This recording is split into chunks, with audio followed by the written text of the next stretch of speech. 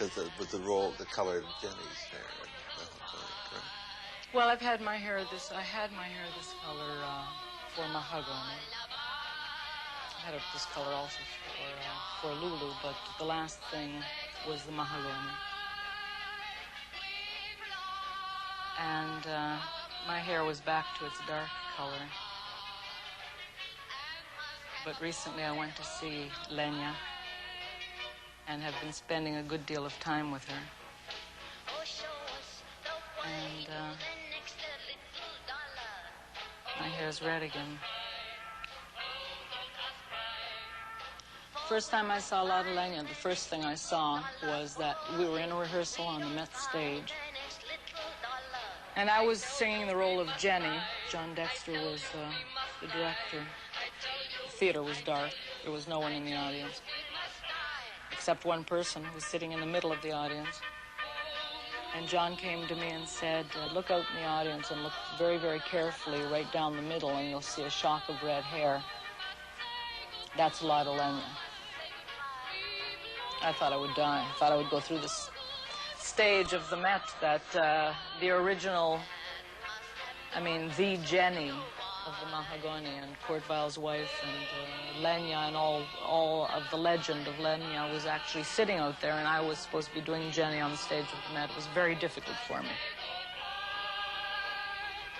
At some point I was introduced to her, and she came to the rehearsals every day, and I would go to her and ask her what I'm doing wrong or what she would like, etc. She would always say, nothing, dear, just keep doing what you're doing. And I would think, oh my God, I'm so hopeless.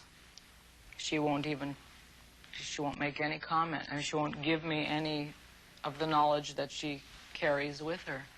She just kept saying, it's fine, dear, take my hand, it's fine, just keep doing what you're doing.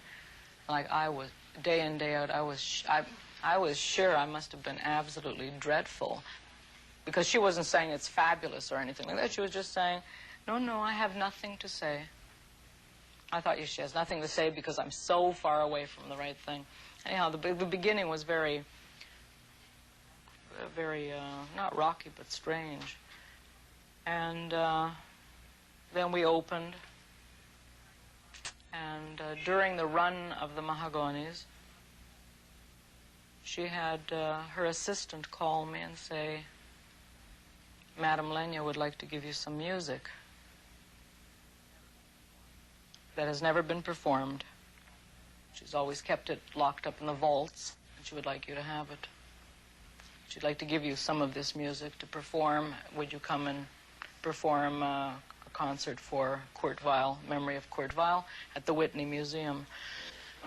And I went and sang these songs, and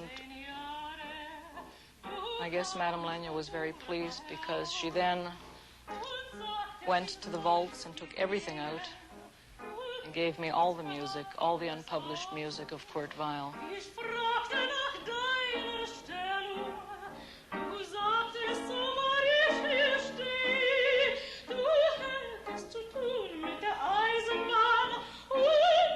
Oh, sorry, play me those notes? Oh, it was right, yeah? Oh, sorry, let's go back to, Du hättest zu tun.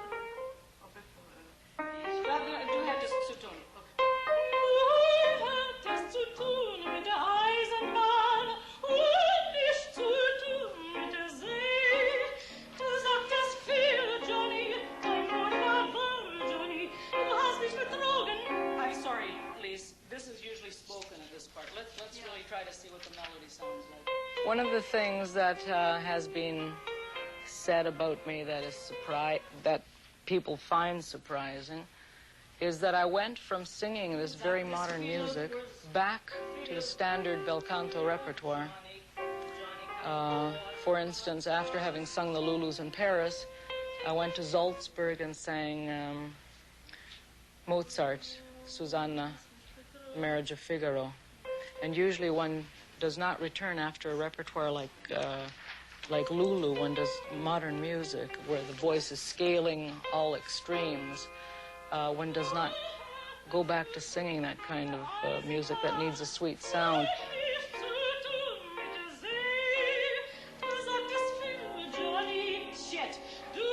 I think the reason I've been able to do this is a very basic reason. It has a lot to do with my background, in that because singing isn't just singing for me, but becoming the person, then it seems like the most normal thing in the world if I'm Susanna and I'm about to be married and I'm happy and I have beautiful lines to sing them as beautifully as possible. So to bridge and go back isn't all that difficult, because I'm never confronted with, oh, how can I've become the person, so there is no problem.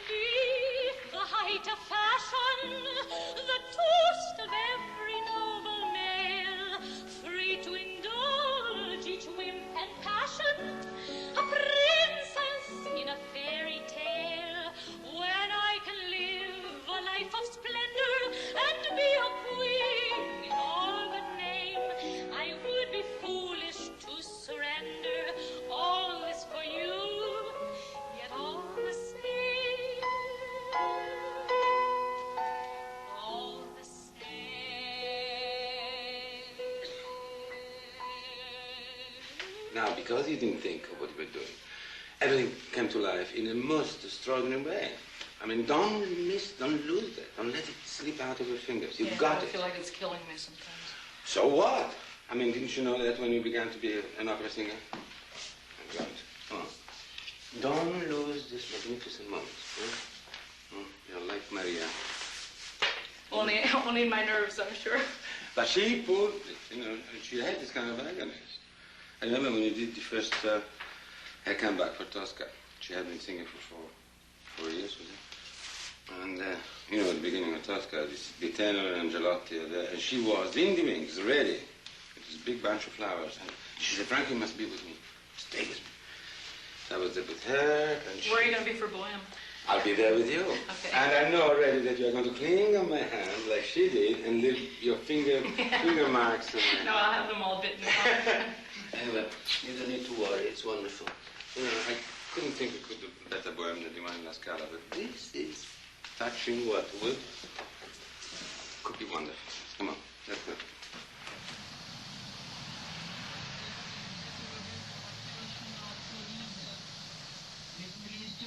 Mr. Carreras, Mr. Stillwell, Mr. Monk. If people around you are calm, does that disturb you, or do you think they should all be at that kind of operatic level?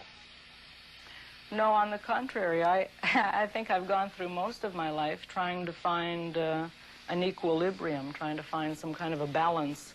The great thing in Greek writing is finding the balance. All the great writers, Greek writers and philosophers said that's the key to life, is finding the balance between the light and the dark, and not being any extreme. Unfortunately, I still haven't found that balance.